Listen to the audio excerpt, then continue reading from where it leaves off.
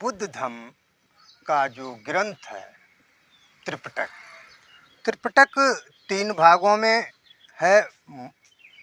विनय पिटक, शुद्ध पिटक और अभिधम्म पिटक। और शुद्ध पिटक में 5 भाग किए गए हैं।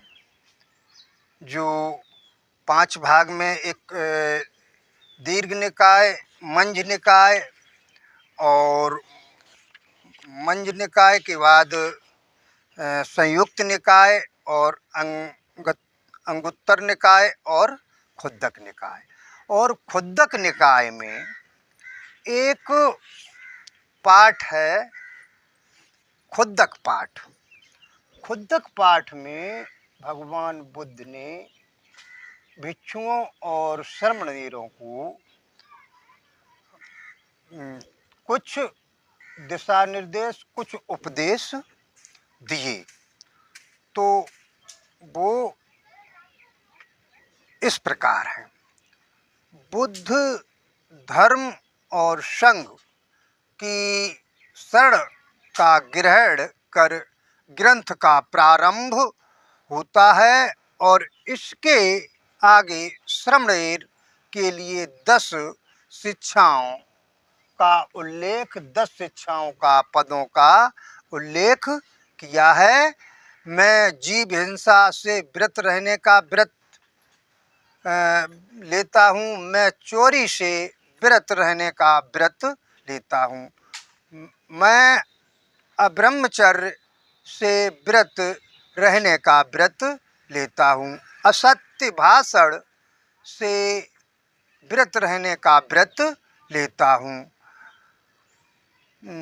नशीली चीज़ों से सेवन करने से व्रत रहने का व्रत लेता हूँ, असमय भोजन से व्रत रहने का व्रत लेता हूँ, नाच गाना तथा अश्लील हाव भाव को देखने से व्रत रहने का व्रत लेता हूँ,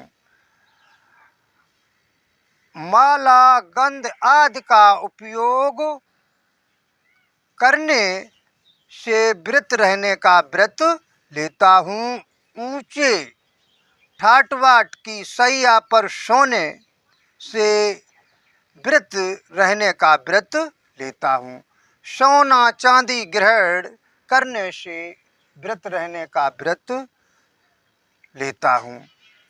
तो ये भगवान बुद्ध ने श्रमणेर को और भिक्षुओं को ये पदों का ज्ञान बताया।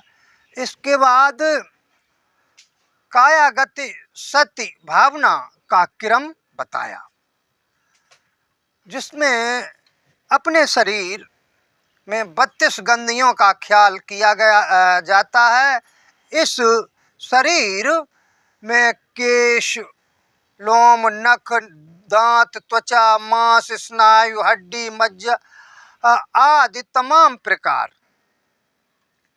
के ये गंधियाँ हैं, 32 गंधियाँ हैं, उनके बारे में भी बताया गया है। इसके आगे एक पाठ है कुमार प्रश्न के नाम से जानते हैं और उसके अंतर्गत 10 प्रश्न किए गए हैं और उनका उत्तर भी दिया गया है। जैसे कि एक बात क्या है, सभी प्राणी आहार पर स्थित हैं। एक बात क्या है कि सभी प्राणी आहार पर स्थित हैं। और दूसरी बात क्या है, नाम और रूप। और तीसरी बात 3 वेदनाएं, ये भगवान बुद्ध ने बताई। चौथी बात 4 आर्य सत्य। 5वीं बात क्या है, 5 उपादान है। और 6वीं बात 6 आध्यात्मिक आयतन। और 7वीं बात है 7 बोधंग। और 8वीं बात आर्य अष्टांगिक मार्ग।